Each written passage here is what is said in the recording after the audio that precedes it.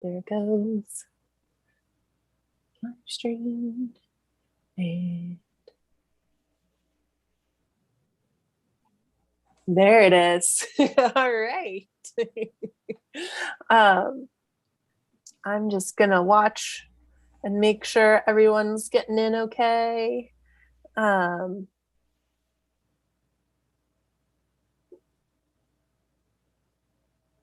Fantastic. Well, good evening, everyone. Thank you so much for joining our live virtual event tonight with Amy Leach and Chris Dombrowski in celebration of Amy's newest collection, the Everybody Ensemble, this beautiful red book, which you will, if you haven't purchased already, you will definitely want to. So I'm Jessica from the Country Bookshelf in Bozeman, Montana, coming to you from the ancestral unceded land of the Apsalaki Crow, Kootenai, Bitterroot Salish, Cheyenne, Shoshone-Bannock, Ochady-Shikohan, Kalispel Pend Oreille, South Piikani Blackfeet, Northern Cheyenne, Chippewa Cree, Assiniboine, Aani Gravant, and the Dakota peoples, among others. We encourage those of you joining us from outside Montana to learn more about the land that you occupy and the stories of its peoples. We are grateful to be here in this virtual space with our fellow Books in Common Northwest stores, Paulina Springs Books in Sisters, Oregon, and Madison Books in Seattle, Washington. Be sure to visit booksincommonnw.com for more information on our speaker series, and of course, to purchase books if you didn't with your registration. And I think I just saw the link go by. We will be posting those links periodically in the chat if you haven't purchased your copy of the Everybody Ensemble yet. You can also follow Books in Common on Eventbrite to find more great Books in Common events that are coming up. But I think, if memory serves, this might be our ultimate 2021 Books in Common event. So thank you, Amy, for joining us. Before we get to the conversation this evening, I just have a few housekeeping notes. Like, as I mentioned, if you didn't purchase the book when you registered, you can purchase a copy by visiting the booksincommonnw.com. Just click on the logo of your favorite sponsoring store down at the bottom, and those links will appear periodically as we go through the evening. We are recording tonight's event, and it will be viewable on the Books in Common NW YouTube channel after the event concludes. It's also live streaming there right now, so if you run into any tech issues and exiting and re-entering the webinar doesn't work, do look for us there on YouTube. You should be able to find us and still be able to enjoy the event. And then, of course, if you are having sound issues, usually headphones will fix that. I do need to remind everyone that this is a shared creative space that we wish to remain safe for everyone that's joined us this evening. Threatening or derogatory comments or questions will see the user dismissed from this space. So, with all of that business out of the way, it is my very great pleasure tonight to introduce Amy Leach, who grew up in Texas and earned her MFA from the nonfiction writing program at the University of Iowa. Her work has appeared in The Best American Essays, The Best American Science and Nature Writing, and numerous other publications, including Granta, A Public Space, Orion, Tin House, and the Los Angeles Review of Books. She is the recipient of a Whiting Writers Award, a Rona Jaffe Foundation Award, and a Pushcart Prize. Her first book was The Things That Are, and now we are so delighted to welcome the Everybody Ensemble into the world. Amy is joining us tonight from Montana. Chris Dombrowski is the author of the memoir Body of Water, a Bloomberg News 2016 Book of the Year, and a top 10 IndieNext pick from the American Booksellers Association. In addition, he has published 3 books of poems, By Cold Water, a Poetry Foundation bestseller, Earth Again, and Ragged Anthem, all from Wayne State University Press. His essays and poems have appeared in many publications and anthologies, including Poetry, Orion, Outside, The Southern Review, The Sun, Guernica, and Gulf Coast. For the better part of 2 decades, he has taught creative writing to a vast array of age groups and currently teaches in the MFA program at the University of Montana. We'll try to forgive you that for the evening, Chris. His second book of nonfiction, tentatively titled The Nature of Wonder, is forthcoming from Milkweed in 2022. So you can probably pre-order that from any of your favorite sponsoring stores as well. Thank you both so much for joining us. I'm so excited to hear more about the Everybody Ensemble. So take it away. Thank you so much. Thank you for coming to stare at your screens for an hour. Thank you to Paulina Springs Books and Madison Books.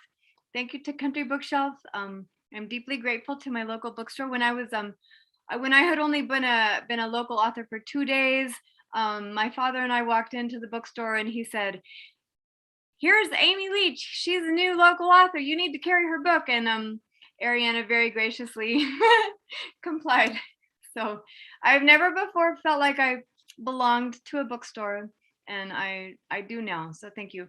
And thank you so much to Chris for appearing with me. I wanted to say that as I told him, I have been rereading his books and have been redazzled. So first I was reading Earth Again, and it's very beautiful. And those are as I was reading them, I was thinking, well, I don't know why I ever read prose, because they're the poems that can make you want to give up prose. But then I went to his book of prose, and that's the kind of book that makes you want to take up prose again. Take up reading prose again. There's a line in one of his poems that says, "My work is wonder." And I love that line, and I think his work is a wonder. So thank you so much for being here. And I think that I see my parents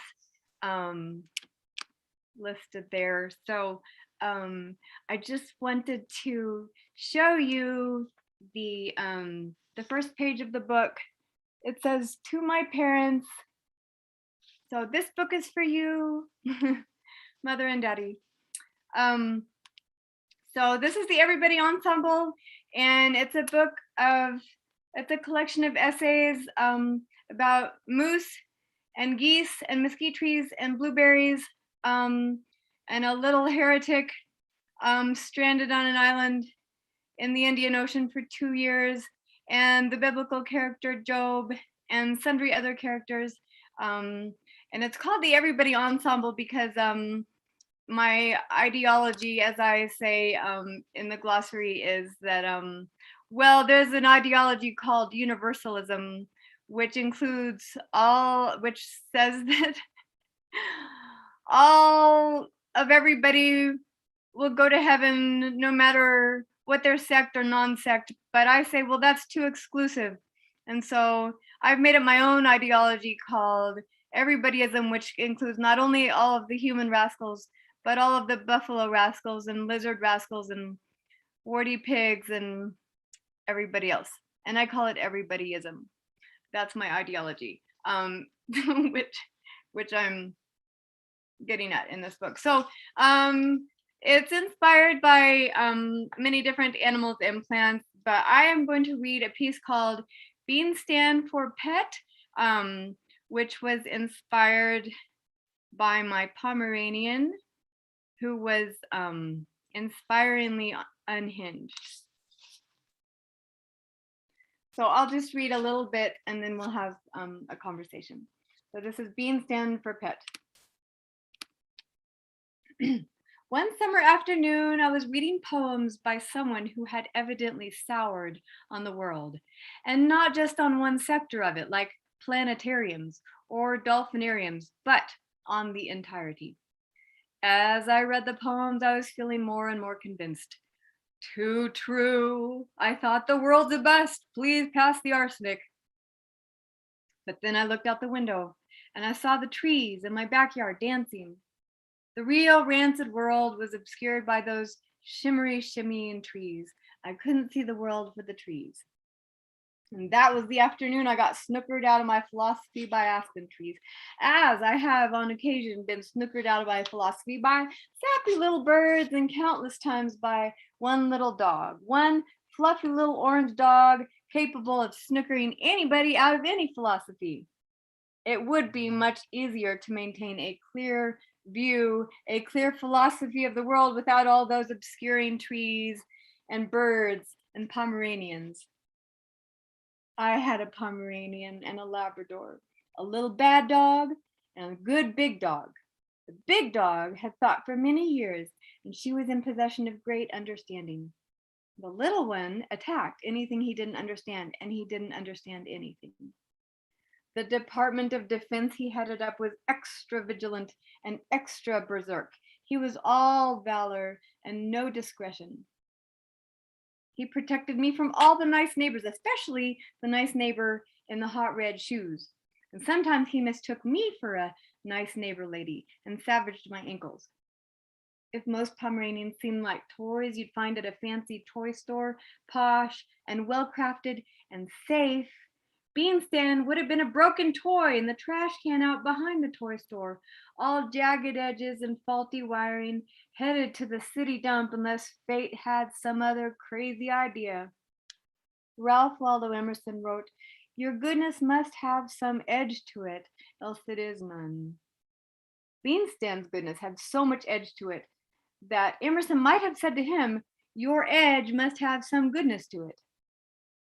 We tried to program some goodness into Beanstand, but found him unprogrammable.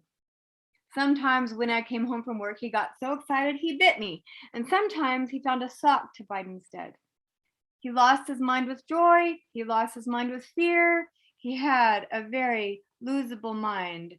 Some of you are acquainted with him, I know. We're acquainted with him.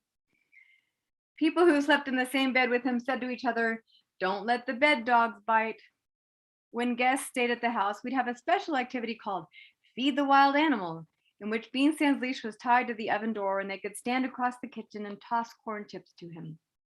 One winter, 2 people who had hit bottom came to live with us, and sometimes, if he hadn't been properly secured, we would come home to find the guests standing on the kitchen table or trapped in the bathroom. When you hit bottom, Beanstand will be there to bite you. Perhaps he was born into the hollow of a tree, and then the tree was struck by lightning. Or perhaps, just as he was trotting by the open door of a church one summer evening, they were performing an exorcism. I wasn't supposed to fall for any of my foster puppies, and I didn't fall for so many of them. Pepsi, Alfie, Bailey, Wrigley, and Beanstand's sister, Penny. Penny was equally Pomeranian and equally cute, but I let her go without mounting a fervent campaign, without making signs and posters reading "Penny for Pet." My Beanstand for Pet campaign was a success, except instead of becoming my pet, he became my dread, fluffy little master. One winter morning, Beanstand and I were walking around our Chicago neighborhood when a woman crossing the street fell down on the ice and he tried to bite her. He would take anybody on. Persons sprawled on the ice, mastiffs, drive-through cashiers, ice cream trucks. He didn't necessarily need a something to chase. Sometimes he'd accelerate around in the backyard by himself, chasing after nothing, or maybe it was the Holy Spirit. Once in an Illinois forest, he hurtled away and didn't come back until an hour later, trembling with pride and ecstasy, his fur completely lacquered in green excrement. He did appreciate the finer things. He loved to wake up at 5 a.m. to be let out into the yard to lick the grass. As you connoisseurs of dew know, there is no dew like 5 in the morning dew. When we moved to the mountains, we hoped that Beanstand might find himself. As it turned out, he did not find himself here, but he did find magpies and moles and dead moose, and he learned to leap high because of all the snow. Most days, he hung out under the piano, a little wild animal on a red cloth bed. Many evenings, he and the Labrador constituted the audience for private piano concerts. Both audience members under the piano enjoyed the Irish waltzes and the Scriabin piece and Chopin's preludes. Prelude is a funny name for Chopin's preludes because they have no movement following them. For many people, the days are like Couperin's preludes, normal preludes, minor warm-ups to minor movements. Monday is a prelude to Tuesday, and Tuesday to Wednesday, and the next day until it arrives is always the important one. But for dogs, the days are more like Chopin's preludes, preludes to nothing, similar to how a dog can chase around the yard after nothing. Some hymns always run amok, who knows why. Annabelle the Labrador, she was no fuddy-duddy. She liked blue bossa and the tango and Wade in the Water, and everybody else, Beanstan, seemed to enjoy those songs too.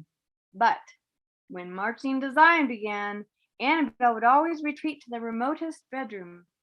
Obviously, Beanstan was not the kind of concert goer who would stick around to be polite. But there he'd lie as the hymn fell apart and the pianist's feet stomped and pencils and papers fell off the piano. And instead of marching to Zion, it was more like slamming and lurching to Zion. And he would close his eyes and drink it in, as if Bedlam was not antithetical to his soul, as if chaos were his clover.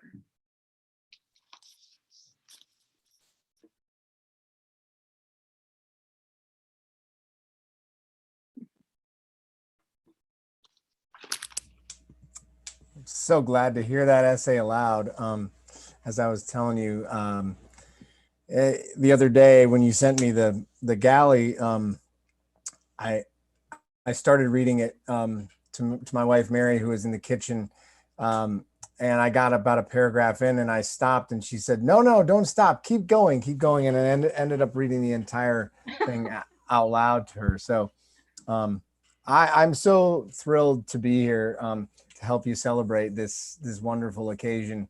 I mean, this book sneaked up on me. I think your work is so rich and dense and so rewarding that I feel like I was still cherishing and still teaching out of things that are that when I found out from you that this new book was coming out, I was overjoyed, really. So so congrats to you. It's quite an overwhelming rate of production to write a book every 9 years. Well, I think that doesn't surprise me that it takes you that long, because the craft in these in this book is exemplary, and it really is. It's something I want to talk about, but I don't want to get that crafty feeling quite yet, as Zadie Smith says. I want to talk to you about dogs a little bit. Is that okay? Mm-hmm. Can we start with dogs? Mm-hmm. I remember Charles Wright, the poet, saying something like he always put dogs in his poem because dog spelled backward is God, or something like that. Mm-hmm. Do you feel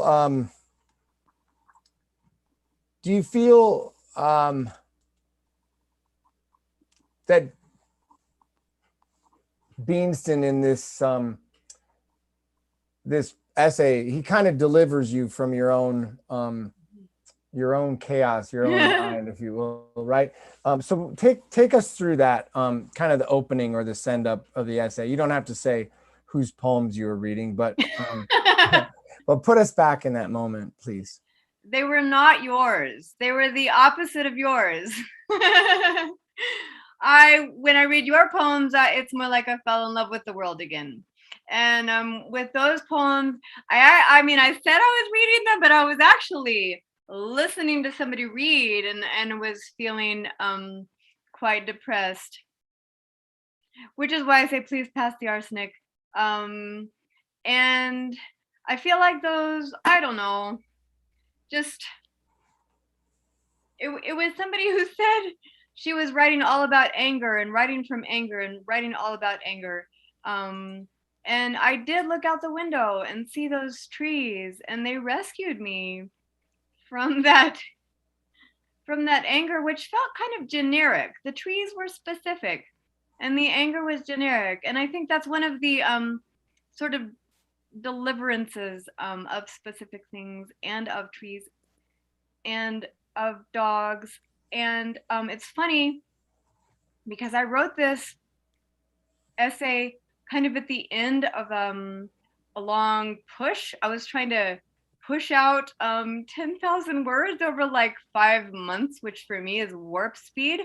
And I had been doing my old thing of researching far-flung topics, and it's not like you ever run out of far-flung topics, like the barnacle goslings in Greenland, or the mesquite trees in Texas. Far-flung topics are infinite. However, I didn't have as much time to research.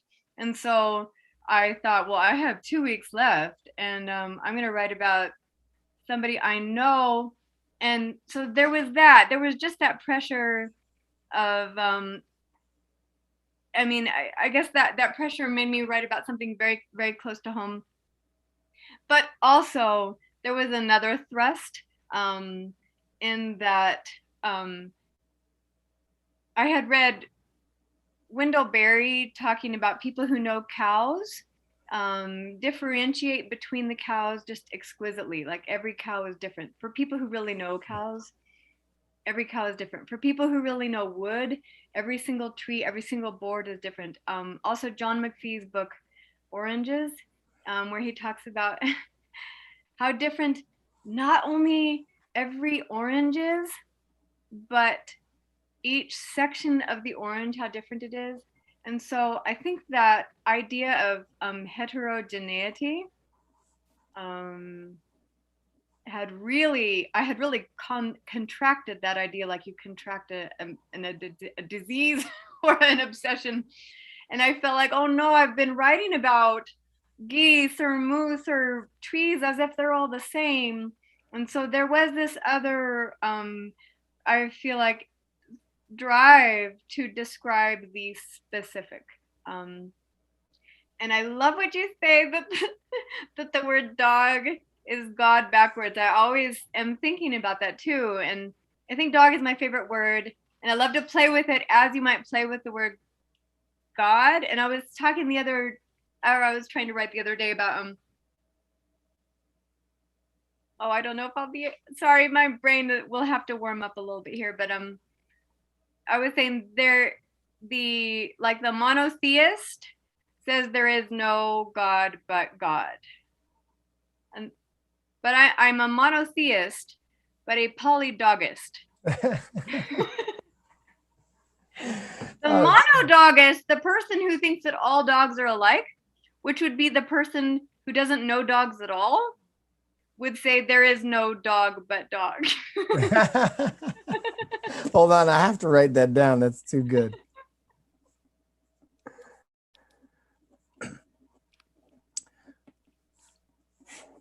I didn't want to cut you off though.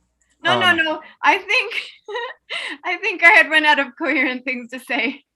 Well, this notion of dogs kind of saving us reminds me a little bit of there was an old interview in Outside Magazine, I think. Oh my gosh, his name is escaping me now, but he was interviewing Jim Harrison, and Harrison was talking about David Foster Wallace, and the kind of tragedy of his life and the end of it. And Harrison says something like, of the several suicides that I've known, none of them had much interest in nature, and then he talks about David Foster Wallace getting a dog late in life. And he said he loved his dog for that last year, but he should have had dogs for 30 years, and then Harrison says that he depended on them, so, this dog Beanston is so wonderful because like he's clearly an absolute terror. What do you say? Like if he'd been walking by a church when he was born, there would have been an exorcism taking place. Or that was how I was explaining his personality. Yes. That they were probably having an exorcism, and maybe that was why he was so demonic in in temperament. But in the essay, he is what your mind gravitates toward when you're leaving your mind behind, right? I mean, clearly it's satirically, and you're a master really of that. I mean, I think as comedic writers go nowadays in prose, they don't get any better than Amy Leach. I don't think that's not probably a household thought nowadays, but who really cares about that?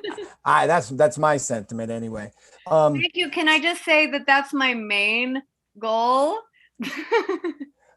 So good. That's Thank great you. to know. Yeah.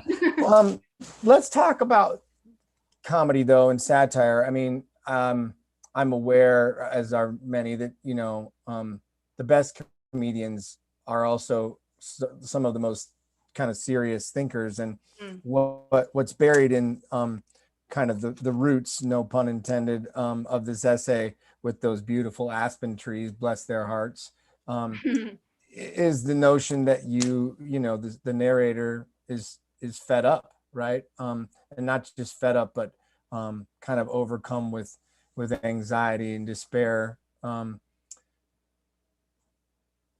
How else do you find yourself getting out of that state, other than obsessing over your former Pomeranian? Yes. What are the ways out of despair? I mean, I have 2 small children. And so, I mean, having to believe in a future is good and healthy.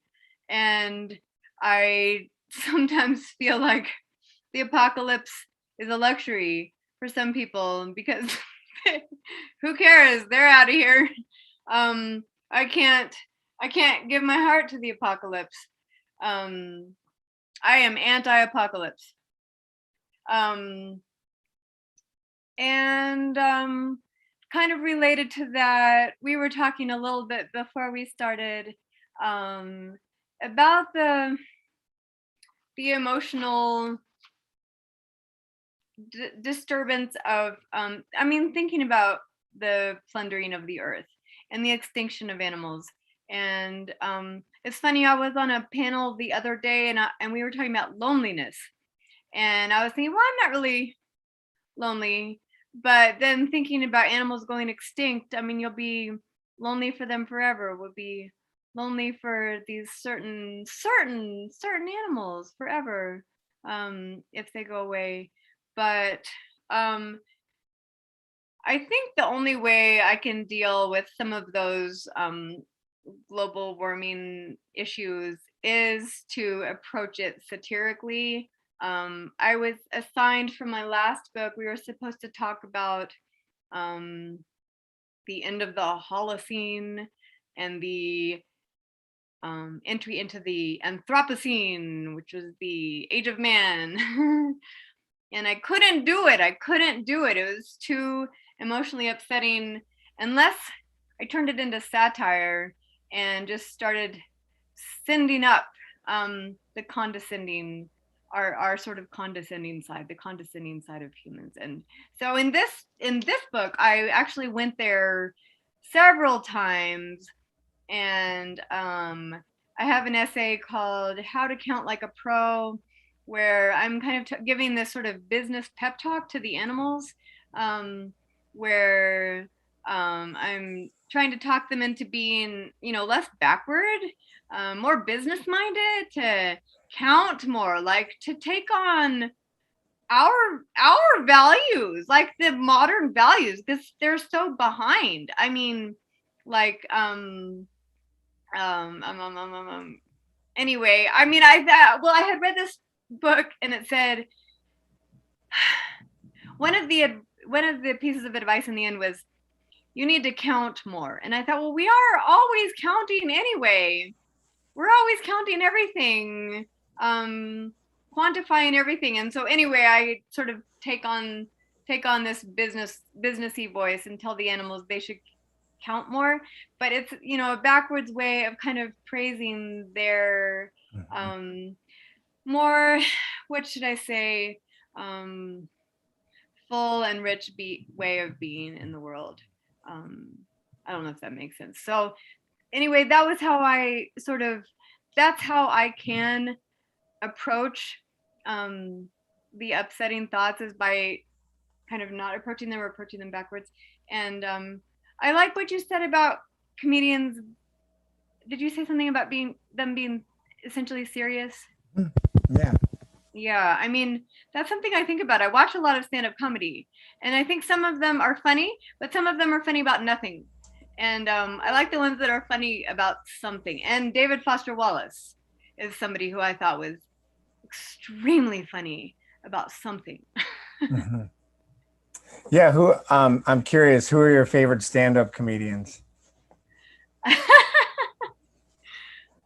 I enjoy Dave Chappelle.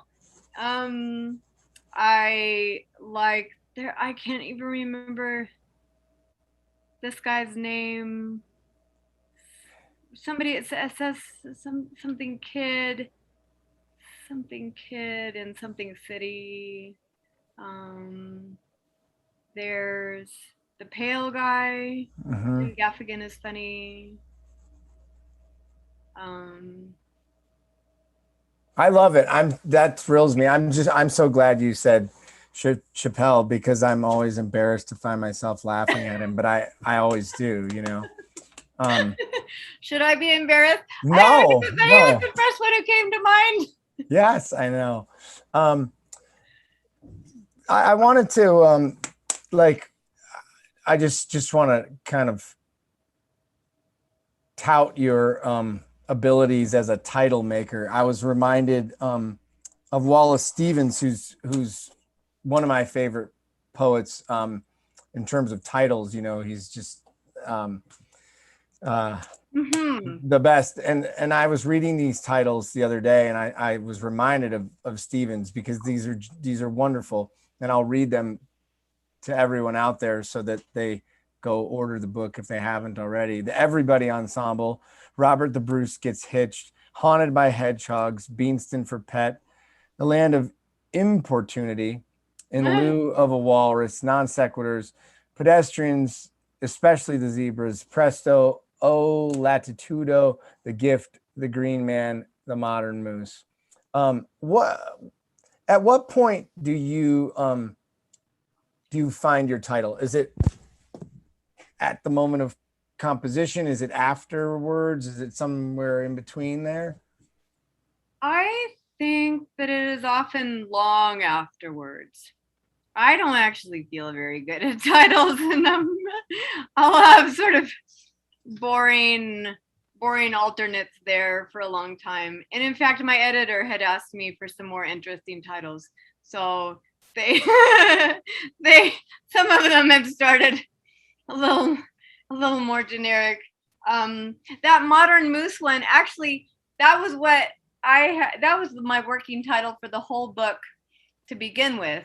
And that was one of my kind of guiding ideas, where I mean, we think of ourselves as so modern. We have so many modern ideas and machines, and we have so much modern information. But I love to think of the idea of the animals also being modern. I mean, they're still around, and they're also modern and should be as respected as Elon Musk, who's like the most modern guy. But the moose is as modern as Mr. Musk. And so but at the publisher, and I think they were right, they said, well, then people will think your book is about a moose. So Yeah. Well, I love the Everybody Ensembles, and I love the glossary too that you mentioned. I might ask you to read a little more from there at some point. But I wanted to on this notion of the animals, the creatures being at least as adept and accomplished as we are, right? yeah, I mean, they're those probably. are great words. So one of the epigraphs to the book is from Job, but ask the animals and they will teach you, or the birds in the sky and they will teach you, or speak to the earth and it will teach you, or let the fish in the sea inform you. I mean, in that lovely stanza there, there is implied some type of language, right? That the natural world is, I guess, speaking to, speaking, and you do such an amazing job in your work of, I would say, listening to those to that language, or those languages. Not sure if it's plural or not, but was your obsession with creatures, is it one you've had for a long time? I mean, were you a child obsessed with animals, or is it something that you've come to later in life? I always loved animals, and people in my neighborhood would bring me their little if they had run over a rabbit or found a little lonesome bird, they would bring them to me, and then they would die on me. But I always loved animals. Funny, going back to the idea of despair versus inspiration. When I started my writing career, I went to the nonfiction program, and I hadn't known, but I thought we were going to be writing about history and science, and it was mostly memoir. And I tried to write about myself. And when I wrote about myself, it was kind of dull and depressive. And pretty early on, I swerved into caterpillars and warblers, and I just found that they were so much more inspiring. And I love that you read that epigraph, "Let the fish of the sea inform you." I was thinking about that word inform, and I think another word could be influence. Like, people, you're always talking about people are always asking you about your influences or what influences you. But I think in this book and my last book, I've tried to be mainly influenced by animals and plants, because they are so themselves, so fully themselves. Like Kierkegaard said, the task of the self is to become itself. And I feel like animals have accomplished that task so much better than some humans have. So I just find them a very, what would I say, a livening, a heartening influence to concentrate on. And in fact, I was thinking about your work. I mean, I was thinking, let the fish of the sea inform you. I mean, that seems like it could describe your book about fishing. And I mean, aren't you a fly fishing instructor in Missoula? I still guide a little bit. Yeah. I still spend, 40, 50 days of summer guiding. Mm-hmm. Yeah. I mean, I'd never thought of that, Job quote, but certainly, the main character in Body of Water, David Pinder, I'm sure he knows that line very well, yeah. There's you distracted me, because I was talking about your work here. You could talk about your work a bit. Well, I know there's a lot of overlap, and I've actually been thinking, I've been writing about exactly that subject, that we spend so much time obsessing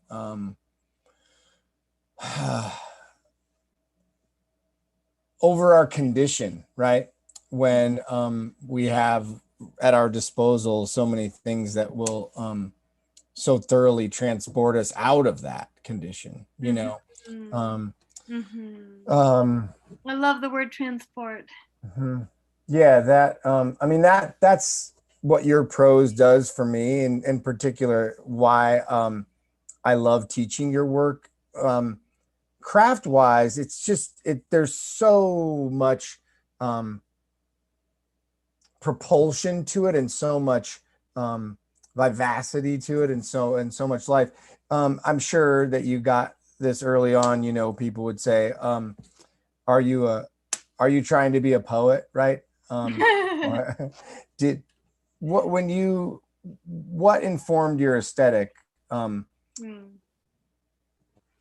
No, that's my favorite question.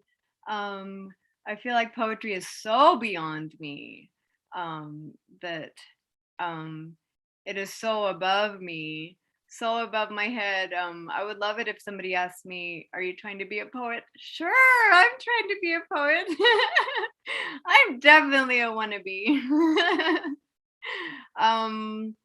The vivacity, I mean, I think again, it largely comes from the topic.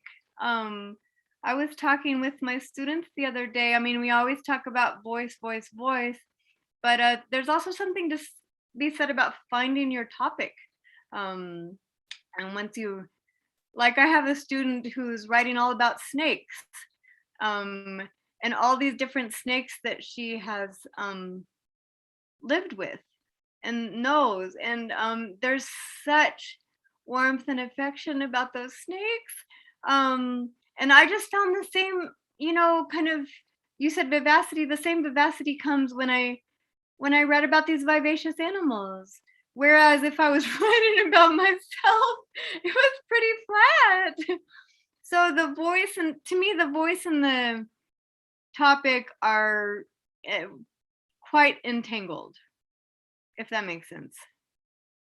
Oh yeah, it makes a world of sense. It actually reminds me of something a reviewer once said about James Galvin's work. Do you know his book, The Meadow? I love The Meadow. Right, It's sure. one of my, I'm gonna start singing. I adore that book. I think I'm gonna teach it next semester. I'm teaching it next semester. You should teach it, and we'll have a co-week course on it or something. Good, and we can sing songs together. Let's do it. That sounds great. I want to talk about music in a minute, but where was I going with that? Oh yeah, I was going into this thing that a reviewer said about Galvin's work. This reviewer, Richard Tillinghast, said Galvin has what two of the most difficult things to obtain in writing: a voice and a world. And I think about, every time I think about your work, I think about your voice. So I want to dig a little bit deeper back into kind of the inspirational. You mentioned Wendell Berry and McPhee. Who else are some writers that either early on inspired your aesthetic or now continue to inspire you?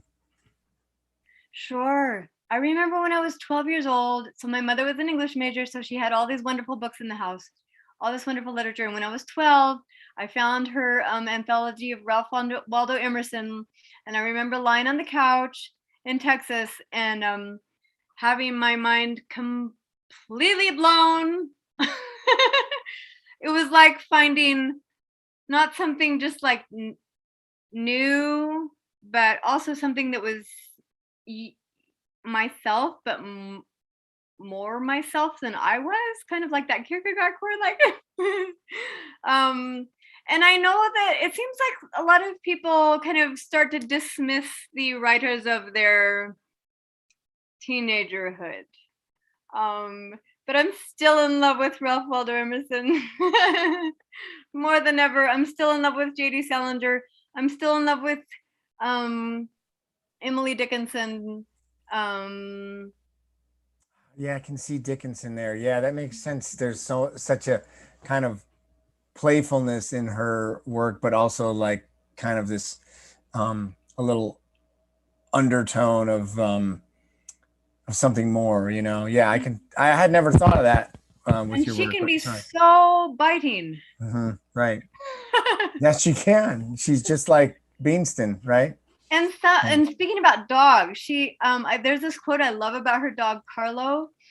Let's see if I can summon it up from my brain, but she was talking about people who talk about religious things all the time, and she said they embarrass my dog.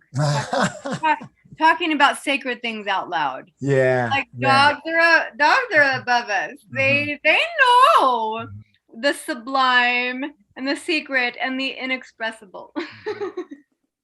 They sure do. Yeah, and they absolutely do. Well, I think I have time maybe for one more question, and then we can ask the participants out there if they have any. But you're playing a little piano in that essay, right? Oh, you knew that was me. I did, but I said I was the pianist. Yes.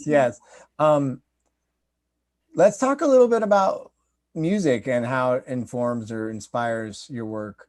Is that something? Oh, wait, I just wanted to say too, I wanted to add, I feel the same way about my early inspirations. You know, I'm still in love with Norman McLean. Yeah.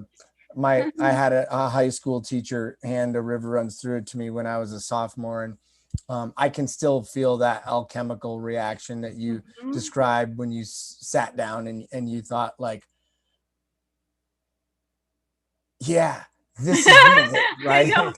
This is it. I never knew this was there, but this is what I've been thinking all along, right? Yes. Yeah.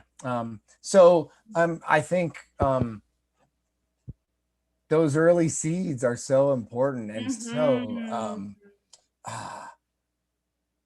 bless those people who keep books around and who hand books to young folk, you know. And bless those writers. Mhm. Bless Emily Dickinson for all of that writing, even though it seemed like it was kind of into the void. Right.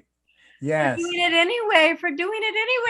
Like there's a Martina McBride song that says, I don't know how to build this house, but I'm going to build it anyway. And I feel like Emily Dickinson wrote anyway. That's it. Do you listen to music while you write, or do you need silence? You know, I used to a lot, and I feel like maybe now that I'm a little older, I just can't handle. I don't have quite the bandwidth. There was this song that I was listening to when I was writing. I mean, sometimes I do. So I wrote about this little piece about Pinot Noir grapes, which are so special because they're so sensitive. And I was comparing them with Chicago grapes, which aren't sensitive at all. They just like climb over all the buildings and nothing deters them. But Pinot Noir is very deterrable and very sensitive. And I was listening to this song that made me feel so like susceptible to everything. So I felt like I was feeling like a Pinot Noir grape. And I think, I mean, just generally, I think that is what music does for me, is heighten my susceptibility to the world, to feelings, to things. And even if I'm not always listening while I write, I'm listening around it, and it again informs and influences me, as well as just the fact that with writing, sometimes you can get to the idea that it's all about sense, making sense and being clear and convincing. And I think that, I mean, having the musical values in contrast with that, I mean, not everything is about convincement, and not everything can be expressed in words or logic. There's something else, and I guess it's the emotional. Yeah. Oh, that's wonderful. I love that line about susceptibility. You know, I think that's probably under an underrated quality for writers. Yes. Right? Wonderful. For those of you watching, if you have a question for Amy or Chris, you can leave those by clicking the Q&A button at the bottom of your screen or dropping in the chat. But I thought I might kick us off because one of my favorite things that I saw written about the book was that it was equal parts call to reason and to joy. And so I was curious if you would speak more about why it was important that your reason contained joy. And maybe that goes back to what I was just saying about music. I mean, that music, I think, transcends reason. And I'm not always that inspired by reason. I mean, thinking about the very, very unreasonable person who was Beanstan, and what a force for life still, and what a force for joy, even though he was unhinged. I think music and animals and babies And babies is kind of a new element in my writing, because in my first book I didn't have them around, but in this book there were ambient babies. And they are not really a force for reason. But they also informed and influenced me, and they are a force for joy. I mean, deeply. And so music and animals and babies, I mean, are sometimes thought of as frivolous, but to me, they're totally bring joy to me. And so I do like that. I didn't come up with that description, but I appreciate it greatly. Did you want to say anything about that, Chris?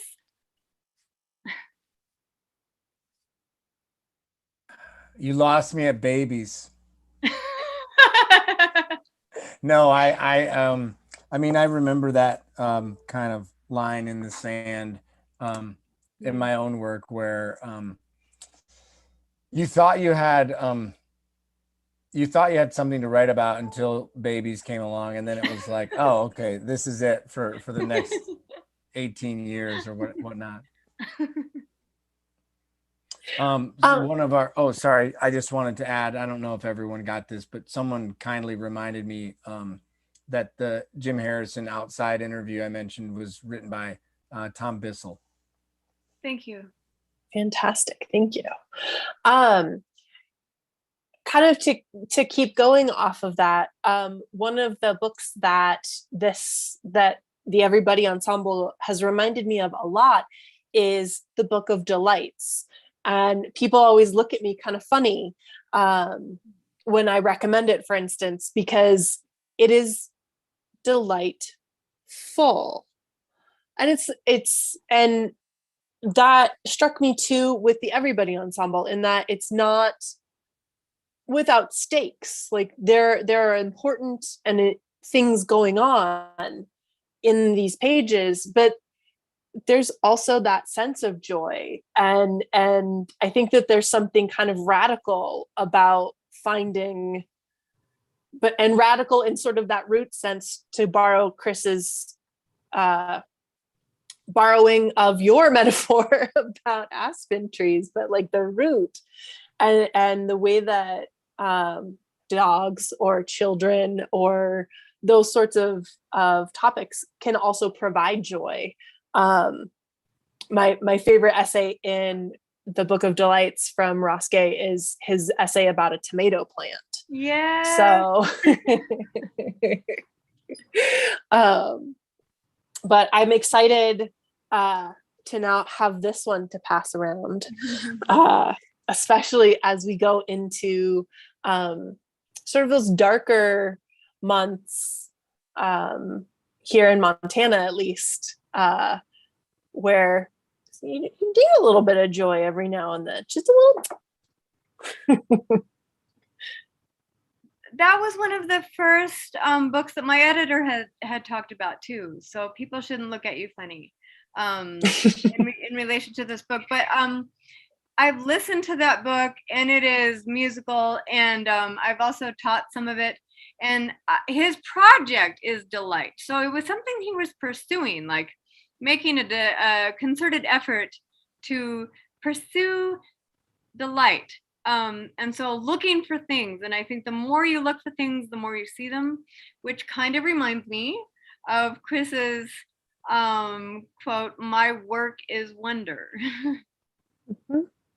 That this is your work. I don't know if you want to talk about that work.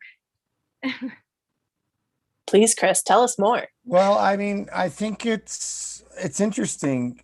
We tend, as a society anyway, or at least the educated part of society, I think we tend to discount those those emotions or those states of being, wonder being the one that we're talking about now. And the more I've thought about it, with regard to children, Amy, and you can probably speak to this, the more I feel that it is something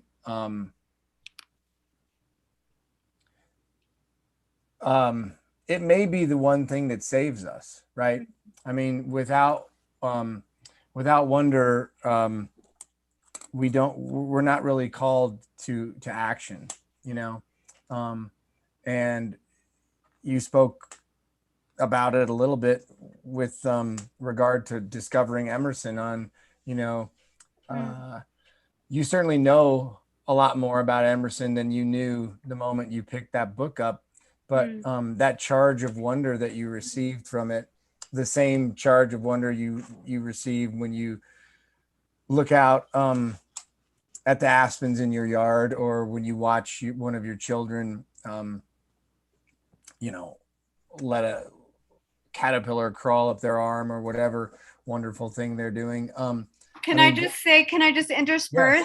Yeah. So one time my neighbor heard my children outside, and my children were outside in my neighbor's backyard, and there was a worm that had not crawled, what do you say, wriggled onto my son's hand.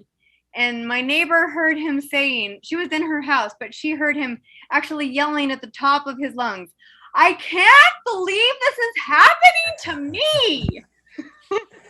Yeah, that's it, right? I mean, but we, for some reason, as we age, as we quote mature, we can believe this is happening to us. Right. We can believe that a worm is on our hand, or that a mouse is running through the house. Right. Yeah. So I think, I mean, one of the wonderful things about Ross's book is he does kind of make delight a project, but I see it almost kind of rising up a little more organically in Amy's work. You know, I see it. It's Absolutely. It's in the mortar, if you will. It's all the way down to the syntax and the sentence construction, and so that vivaciousness that I spoke of earlier in your work, it's enacted, you know, in the prose. So we get it kind of twofold, if you will. You know, we get it in the content, but we also get it, we feel it in the musicality of the language, and that to me is, you know, the work of an incredibly talented prose writer. So back at you. No, that it's something I'm always trying to. That's something that I'm always trying to articulate. I want writing to not just be about something, but to also be it. That's because you're a poet. Why, thank you. Wonderful. Well, I'm just going to check for any last minute questions in the chat or the Q&A. But I'm going to say it out loud and do it slow so that if anyone has anything burning, they've got to ask.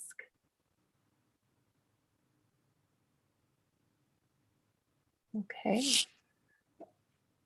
Well, of course, we've been talking about all sorts of wonderful books, but be sure to grab the Everybody Ensemble. There's a link in the chat, or just visit booksincommonnw.com and click on the logo of your favorite sponsoring store, and you can add a copy. I was noticing this morning that this would also conveniently fit in like a stocking or something if you were looking for little stuffers to add to your holiday gift giving plans. And of course, we at Country Bookshelf are lucky enough to have signed copies. So if you click on the Country Bookshelf logo, you will get a signed copy from us while supplies last. Thank you both so much for joining us this evening. It's been delightful. Question. There's a question. Pavi says, reading your essays are like getting in the passenger seat of a vehicle driven by a driver who is not particularly law-abiding. It makes for a fabulous ride. How do you manage to keep us on our seats while redefining the rules? What are the constraints, if any, that you place on yourself as a writer? Excellent question. Thank you. That makes me super happy. I will say that I'm an extremely cautious driver. I mean, literally. I'm very, very, very law abiding. And I think I can't remember who said it, that like you live a really conservative life so that you can, I mean, literal life, domestic life, whatever, so that you can live a really wild mental life. And I think I think rules, I'm just not into rules. And when I teach, I'm just trying to show my students all the possibilities, because I've seen a lot of writing advice, which is like lists of things not to do. Don't do this, which seems like a very fundamentalist approach to writing or anything. And I don't know what I would say governs the writing besides rules, but it's not rules. It's more maybe something related to music. And what are the constraints I place on myself as a writer? I definitely try not to be wordy, but I do get very wordy. And then I erase. So like some days I write 100 words and some days I write 3 words and sometimes I write negative 400 words, like you were talking about, Chris. So that's my constraint. I try to be as concise as possible. And I think of myself as much as an eraser, as a writer. And it's fun. Erasing can be really fun. Like things all of a sudden pop out when you take out all the upholstery around it. It's true. Well, fantastic. I had the joy of hanging out with a children's book writer, Chris Barton, who says that he is a rewriter, a rewriter, a rewriter, a rewriter, and a rewriter. So I feel like that's very much in the same spirit of being an eraser.